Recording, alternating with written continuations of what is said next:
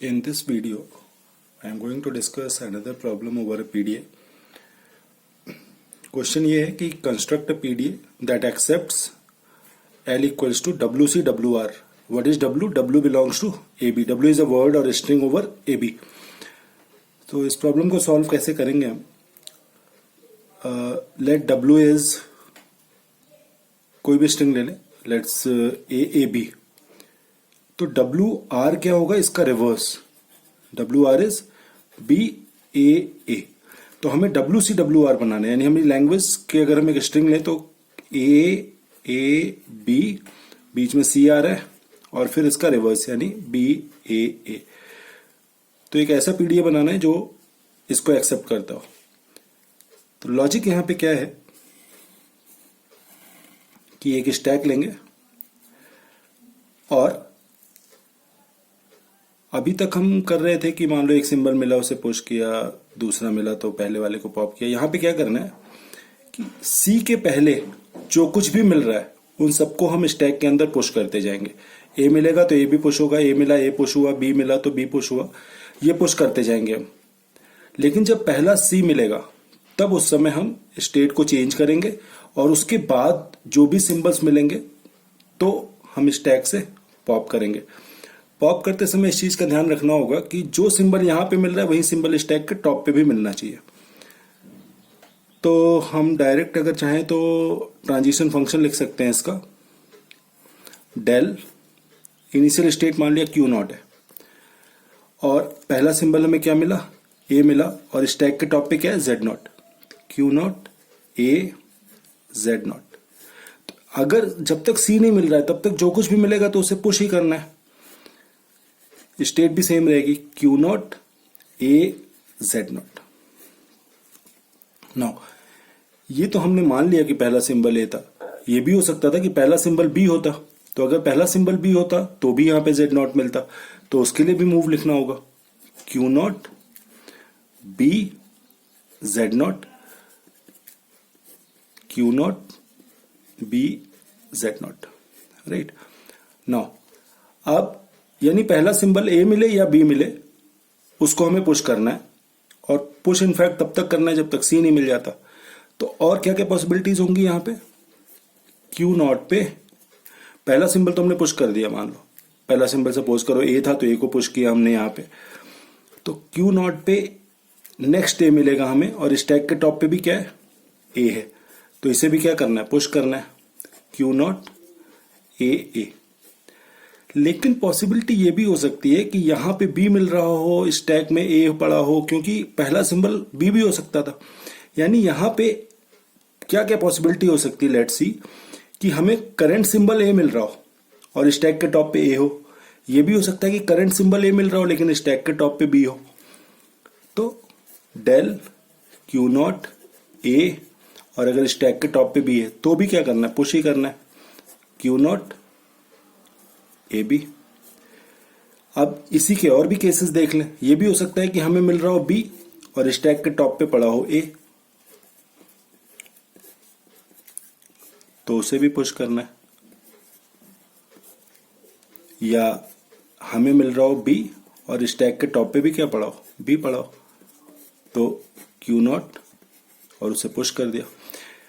ये चीज समझनी जरूरी है ये कि हमें जो यहां पे सिंबल मिल रहा है हो सकता है कि ये वाला ए मिला और ए मिला तो स्टैक के टॉप पे भी क्या है? ए है, तो ये वाला मूव चलेगा.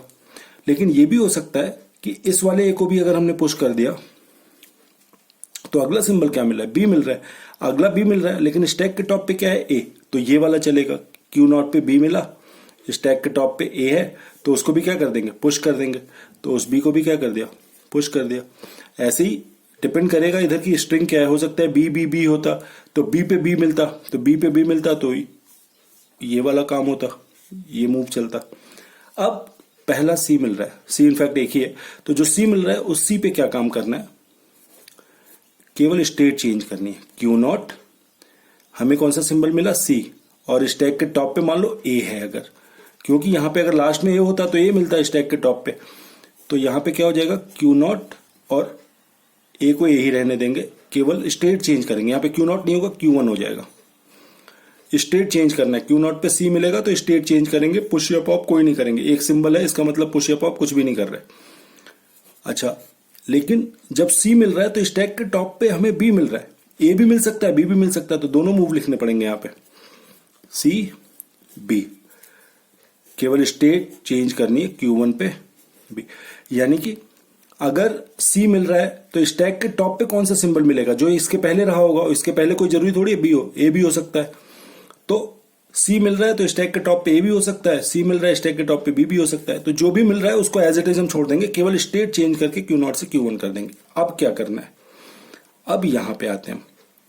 अब यहां पे बी मिला, Q0 पे बी मिल रहा है, सॉरी स्टेट Q1 हो चुकी है हमारी, तो Q1 पे क्या मिला बी, और स्टैक के टॉप पे क्या है बी। तो इसको क्या करेंगे, पॉप करेंगे, स्टेट वही रहने देंगे Q1 पॉप के लिए क्या लिखते हैं एप्सिलॉन। तो बी पे बी मिला तो पॉप करेंगे। नेक्स्ट सिंबल क्या मिला ए पे ए मिलेगा, ये पॉप हो गया, तो नेक्स्ट ए मिलेगा, तो ए पे ए मिलेगा तब भी क्या होगा, पॉप ही करना है, ए Q1 इसको भी पॉप कर दिया, ए पे ए मिला तब भी पॉप होगा, बी पे बी मिलेगा तब भी पॉप होगा। और बी पे ए या ए पे बी मिलेगा तो उसके लिए हम मूव ही नहीं लिखेंगे, क्योंकि ऑब्वियसली वो एक्सेप्ट नहीं होगा। भाई ये बी मिल रहा है तो उसके करस्पॉन्डिंग ये वाला बी स्टैक में होना चाहिए, इस ए के करस्पॉन्डिंग ये वाला स्टैक में होना चाहिए, इसके करस्पॉन्डिंग ये वाला स्टैक में होना चाहिए। तो ए पे ए मिलना चाहिए, ए पे ए मिलना चाहिए, बी पे बी मिलना चाहिए। तो बी पे बी या ए पे यही दो मूव लिखना है। अब ये चलता रहेगा, फिर ये वाला ए मिलेगा तो फिर यही मूव चलेगा, Q1 पे ए मिला तो इसको भी पॉप कर देंगे, तो ये सारे ए पॉप हो जाएंगे। फिर लास्ट में क्या मिलेगा यहाँ पे एप्सिलॉन, तो यहाँ पे ZG0 होना चाहिए, तो Q1 पे एप्सिलॉन और यहाँ पे क्या पड़ा होगा Z0। तो हम फाइनल स्टेट ले लिए QF और Z0 को Z0 ही रहने दिया। तो ये this is called acceptance bye final state. अब यहाँ पे टपल्स कौन कौन से हो जाएंगे, तो स्टेट Q0 Q1 और QF, ये स्टेट्स हो गई हमारी, Q0 Q1 और QF।